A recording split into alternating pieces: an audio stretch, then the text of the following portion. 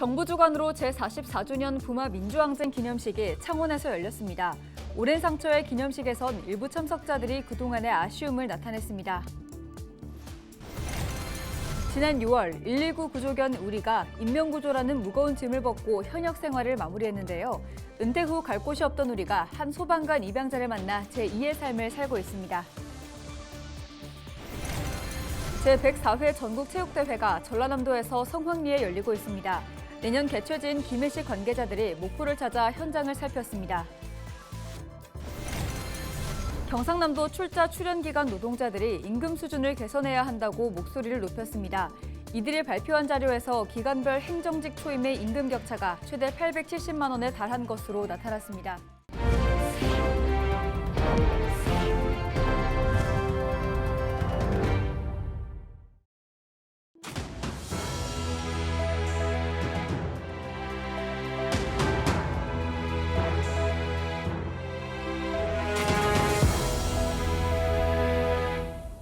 시청자 여러분 안녕하십니까? 헬로티비 경남뉴스입니다. 10월 16일은 대한민국 민주주의의 기초를 세운 부마 민주항쟁 기념일입니다. 어느덧 44주년을 맞아 창원에서 기념식이 열렸는데요. 올해는 행정안전부 차관이 참석했고 박완수 경남도지사는 참석하지 않았습니다. 그리고 기념식 과정에서 고성도 나왔습니다. 오랜 상처에 일부 참석자들이 아쉬움을 나타낸 건데요. 부마 민주항쟁의 위상을 위한 과제가 주어졌습니다. 권정숙 기자의 보도입니다. 1979년 10월 부산과 경남 지역 시민들이 유신 독재 체제에 맞서 일어난 민주화운동. 정부 주관으로 열리는 44주년 부마 민주항쟁 기념식이 창원에서 열렸습니다. 시기 시작되자 부마 민주항쟁이 당시 증언과 영상, 배우들의 공연 형식으로 생생하게 보여지고 이어 축사를 위해 고기동 행정안전부 차관이 올라옵니다. 그러자 한쪽 객석에서 고성이 나옵니다. 잘못한 거는 잘못했다고 인정을 하셔야죠. 안 그래요? 말리는 참석자와 헐말하게 놔두라는 다른 참석자. 한참 실랑이는 진행됐고 어수선한 분위기 속에 기념식은 서둘러 마무리됩니다. 그러나 일부 참석자들은 기념식이 끝나도 쉽게 행사장을 떠나지 못합니다. 그간 참았던 부마 항쟁의 소외감이 터진 것입니다.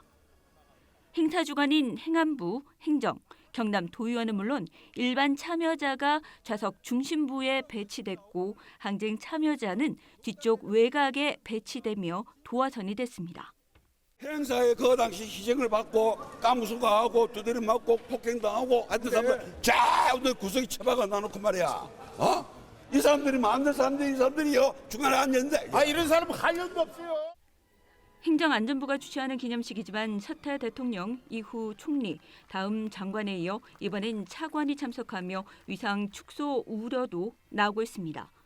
국가기념일로 지정됐지만 여전히 예우와 지원은 장래 보조비 지원 정도에 불과한 부마 민주항쟁. 이들은 과거사 진상규명을 제대로 해나가야 한다는 목소리도 키웁니다. 왜 오래 그랬어요? 이상한 사람들 이렇게 안 했어요.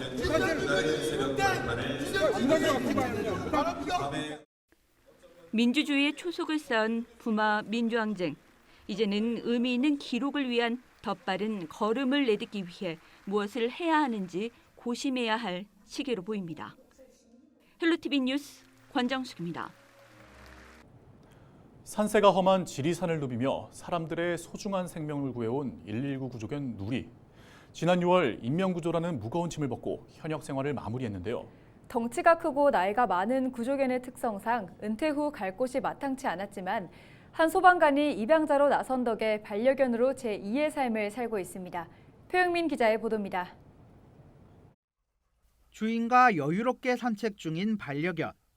지난 2015년부터 올해 6월까지 산청소방서 산악구조대에서 인명구조견으로 활약했던 우리입니다. 우리는 8년 동안 실종자 소색 등 총 75차례 구조활동에 투입돼 6명의 소중한 생명을 구했습니다. 하지만 은퇴 후에는 새 주인을 찾는 일부터 쉽지 않았습니다. 올해 9살인 우리는 사람으로 봤을 때 50대 정도로 나이가 많고 험한 산속을 누빈 탓에 장병을 달고 살기 때문입니다. 갈 곳을 찾지 못하던 우리를 품에 안은 것 함안 소방서에 근무하는 이윤섭 소방장이었습니다. 같이 근무는 하지 않았지만 직장 동료였던 셈이죠. 그리고 은퇴를 하는데 그 은퇴 생활을 같이 할 수 있는 것도 좀 괜찮다고 생각은 했었어요. 이 소방장은 새 가족이 된 우리 덕분에 더 화목해졌다고 말합니다. 처음엔 무서워 다가가지도 못했던 아이들도 지금은 우리 뒤만 졸졸 따라다닙니다. 덩치가 크다 보니까 사실 생각했던 것보다 애기들이 부담스러워 하기는 해요. 예, 그런 부분이 없지는 않은데 그래도 뭐 좋아하기는 하고요. 그리고 이 친구도 워낙 훈련도 돼 있고 하다 보니까 딱히 뭐 위험한 상황이라든가 이런 걸 만들진 않고요. 도움의 손길을 기다리던 사람들에게 가장 먼저 달려갔던 119 구조견 우리. 이제는 새로운 가족을 만나 반려견으로 편안한 여생을 보내고 있습니다. 우리야 아프지 말고 아빠랑 오래오래 행복하게 살자. 헬로티비 뉴스 표영민입니다.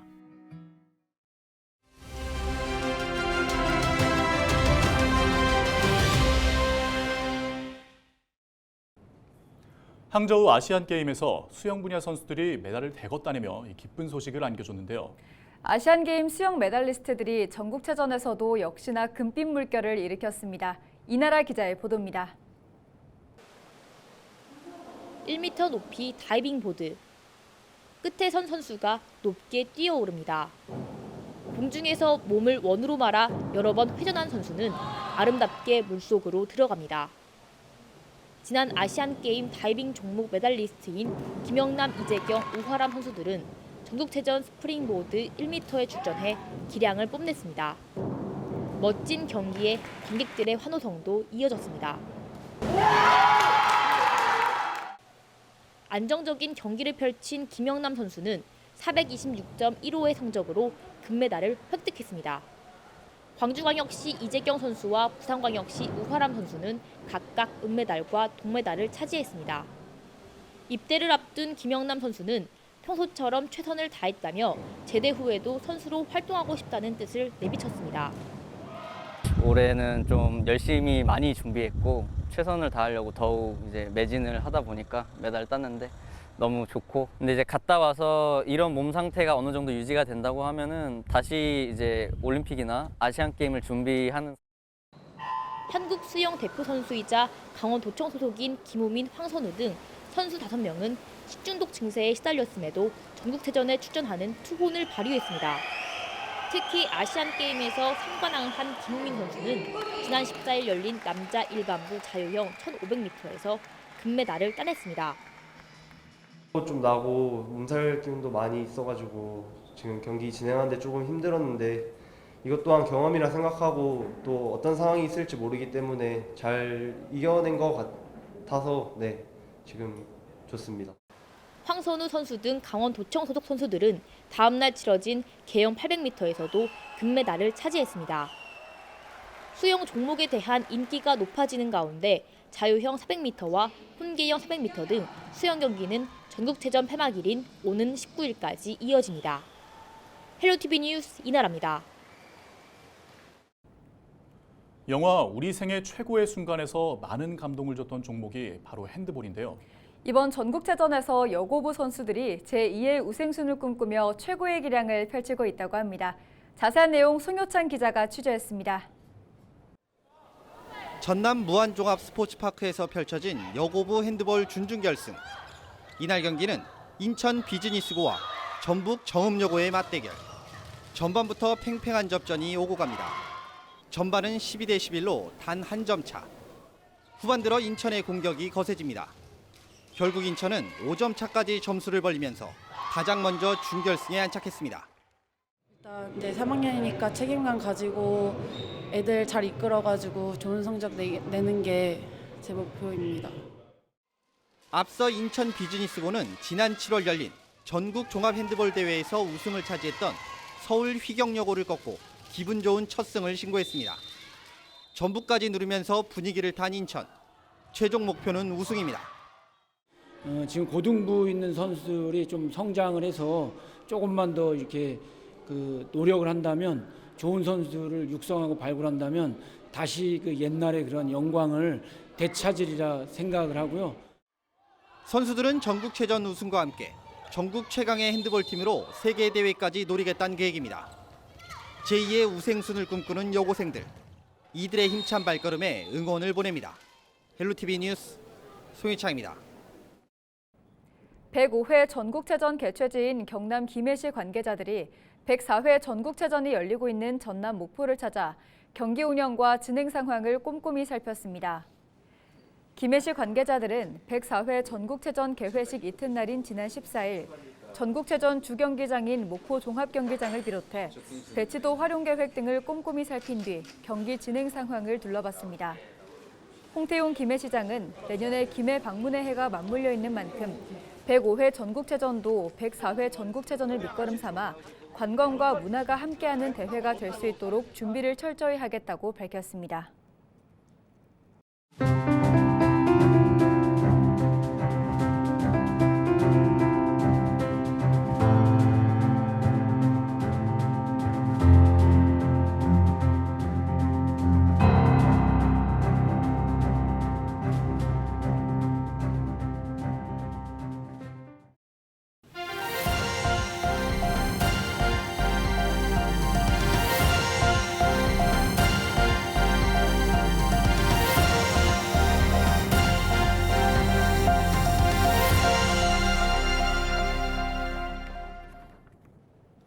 경상남도 출자 출연기관 노동자들이 임금 수준을 개선해야 한다고 목소리를 높였습니다. 16일 경남도청 프레스센터에서 경상남도 출자 출연기관 노동조합 협의회가 기자회견을 열었습니다. 이 자리에서 노동조합은 경상남도의 15개 출자 출연기관별 임금 실태를 파악한 자료를 공개했습니다. 여기에는 기관별 행정직 초임의 임금 격차가 최대 870만 원에 달한 것으로 나타났습니다.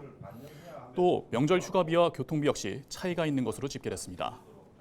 노동조합은 박완수 경남도지사에게 관련 내용의 공식적인 면담을 제안했다고 밝혔습니다. 그러면서 면담이 성사되지 않거나 임금 개선이 이루어지지 않는다면 1인 시위 등으로 투쟁하겠다고 밝혔습니다. 창원시는 16일 원자력 산업 미래시장 대비와 지역 원전기업 협력 강화를 위한 전문가 특강과 간담회를 열었습니다. 지역 원전기업인들을 대상으로 진행된 이번 특강은 정범진 한국원자력학회장 등이 초청돼 소형 모듈 원자로와 국내외 기술 개발 전망 등을 주제로 강의가 펼쳐졌습니다. 이어서 열린 간담회에서는 지역 원전기업 간 네트워크 강화와 창원 원전기업 협의체 구성 등이 논의됐습니다. 경남도민의 집과 경남도지사 관사에서 지난 14일부터 풍성한 전시 체험 행사가 펼쳐지고 있습니다. 먼저 한국의 피카소로 불리는 미술가인 경남의 대표 추상화 작가 전형님 화백을 만나볼 수 있습니다. 전형님, 영원한 빛이라는 테마로 도민의 집 일부 공간에 마련된 스크린에서 영상으로 작품을 보여주는 미디어 파사드 전시입니다. 전형님 작가가 남긴 3천여 점의 작품 가운데 자화상과 아침 등 9점의 원작이 미디어 파사드로 새롭게 소개됩니다. 또 야외에서는 오는 28일까지 2주간 예술과 캠핑, 피크닉이 어우러진 아트 캠프닉이 열립니다. 공연과 예술 체험도 하고 야외 텐트도 즐길 수 있는 행사입니다. 경남도민이라면 현장 접수 후 누구나 무료로 이용할 수 있습니다. 2023 거창 한마당 대축제가 지난 15일 성황리에 막을 내렸습니다. 거창 스포츠파크 일원에서 열린 이번 축제는 축제 측 추산 8만여 명이 다녀간 것으로 집계됐습니다. 특히 이번 축제는 다양한 연령층이 즐길 수 있도록 연령별 맞춤형 행사 부스를 마련해 가족 단위 관광객들에게 큰 호응을 받았습니다.